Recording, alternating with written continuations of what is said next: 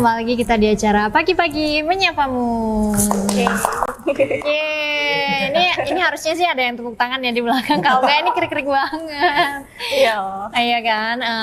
Oke, teman-teman sekalian, kita udah bersama dengan Mbak Novi. Gimana nih Mbak Novi kabarnya? Alhamdulillah baik. Alhamdulillah baik ya. Mbak Risma gimana kabar? Iya nih aku udah ngode-ngode gini biar ditanyain kabar juga, soalnya gak ada yang nanyain kabar. Aku kabarnya baik-baik aja sih Mbak. Sedikit pusing dengan kerjaan belakangan ini, kayaknya makin lama makin numpuk. Mbak Novi gimana sih, kerjanya makin numpuk gak sih lama-lama rasanya? Ya makin numpuk tapi juga tetap fun ya. Ini banyak tantangan. Oke nih, buat teman-teman yang belum tahu, Mbak Novi ini boleh nggak sih diceritain Mbak Novi itu apa ya? Mungkin di sini kan kita gedungnya tuh sebenarnya JTTC ini tuh satu gedung, tapi kita ada beberapa lembaga di dalamnya. Mungkin Mbak Novi bisa cerita nih dari lembaga apa di sini, terus habis itu apa ya? Mungkin kerjanya atau divisinya apa gitu, boleh share ke teman-temannya. Halo semuanya, perkenalkan aku Novi. Di sini sebagai digital marketing di LSP Pariwisata Jana Dharma Indonesia. Di situ aku ngembangin kayak artikelnya, terus juga sosial medianya biar dikenal orang secara luas, secara digital. Oke. Terus aku ada a little fun fact nih soal Mbak Novi, katanya dari jurusan Tata Boga ya? Iya betul. Spesifiknya teknik sipil. Boga. Oh teknik boga ya, teknik sipil. boga. Teknik boga. Aku baru tahu loh kalau misalnya Tata Boga itu ada tekniknya gitu. Soalnya waktu itu masuknya di Fakultas Teknik, jadinya teknik boga. Teknik boga. Kalau teknik boga itu apa dia ada bedanya nggak sih Mbak sama apa ya jurusan Tata Boga sendiri yang dia tanpa teknik gitu? Ya sama aja sih. Sama aja. Malah sekarang udah diganti jadi Tata Boga. Ganti rektor jadi ganti nama. Oh oke. Kalau di teknik Tata Boga sendiri dia belajar soal apa sih Mbak? Tata Boga ini kalau yang kita tahu tentang masak-masak ya. Iya, soalnya aku juga apa ya? Mungkin secara generalnya tahunya Tata Boga apa ya, masak-masak gitu. Ngapain sih kuliah kan masak-masak doang kayak gitu. Sebenarnya setiap perkuliahan juga pasti ada ilmunya sih ya. Tapi aku masuk Tata Boga tuh belajarnya ternyata bukan cuma masak doang. Banyak banget, ada dari aspek kayak tentang gizi, tentang pemasarannya ada, juga tentang pariwisata juga ada. Pariwisata juga ada, iya, cocok ada. banget lah. Berarti cocok banget emang masuk di sini ya, karena kan kita bidang pariwisata juga. Iya. Kalau soal gizi dia, apakah dia mengulik secara mendalam seperti kalau misalnya kita kayak di apa ya jurusan yang kesehatan gitu kan pasti dia mengulasnya itu kan secara mendalam gitu. Kalau di Tata Boga sendiri apakah dia cuma ya yang umum aja atau gimana? Kalau di kemarin sih ilmu gizi itu belajarnya tentang cara perhitungan ininya kalori makanan. Jadi kan kita masak nih, ada praktik masak, terus nanti ada gimana cara ngitungnya, kayak satu piring ini berapa sih kalorinya kayak gitu. Kayak mulai dari telurnya itu berapa gram dan 1 gram itu berapa kalori kayak gitu-gitu sih. Malah lebih banyak itu ngitung kebutuhan kalorinya per orang, dan tiap orang tuh beda-beda. Berarti kayak 4 sehat 5 sempurna lah ya. Kayak gitu. Terus ini kan Mbak Novi di sini di Tata Boga belajar 4 sehat 5 sempurna lah ceritanya. Itu apply ke diri sendiri kayak setiap hari gitu sih agak agak susah ya. Agak susah ya. Saat ini masih posisinya ngekos. Jadi ya tapi biasain kalau seminggu tuh minimal ya ada buah, ada sayur. Ada buah, ada sayur lah ya. Kalau bisa setiap hari nggak sih katanya kan? Setiap hari sih idealnya. Setiap hari idealnya. Tapi ini kayaknya sih apply ya, sedikit pasti juga apply karena kan kelihatan dari pancing banget gak sih, atau kayaknya juga harus belajar banyak soal gizi biar aku tuh banyak yang bilang kayak terlalu kurus dan sebagainya. Kalau gizi dia bisa ada meningkatkan juga nggak sih Mbak? Gizi ini tergantung sama kebutuhan orang itu. Misalnya kan kayak Mbak Risma nih di kantor duduk itu masuknya ke aktivitas sedang bahkan cenderung rendah.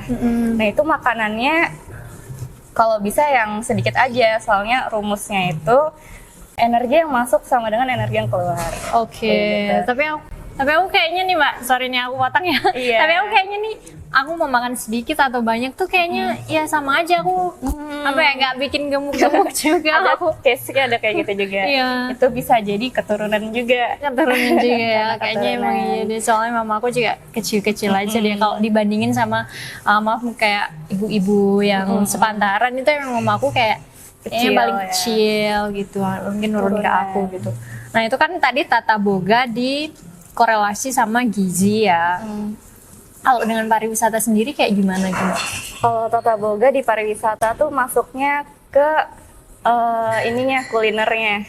Kulinernya. Jadi- oh wisata kuliner gitu Wisata ya. kuliner. Kan kita nggak mungkin nih ke tempat wisata tapi nggak ada kulinernya. Betul-betul. Minimal yang jadi ikonnya tuh ya kulinernya di situ.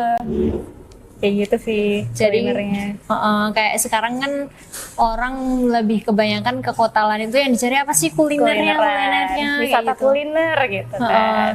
Oke, ini kan tadi kita bicara soal Mbak Novi di sini sebagai digital marketer, ya. Terus kalau misalnya dari tata boga terus ke digital marketing itu tuh transisinya gimana sih? Kayak maksudnya kan apa dulu kuliahnya yang nyasar atau apa ya kerjanya yang nyasar apa gimana gitu Mbak? Karena beda banget ya. Iya karena beda banget sih gitu. Dulu waktu aku lulus terus kan job seeking. Job seeking tuh yang keluar di jurusan aku kebanyakan kayak di industri kuliner.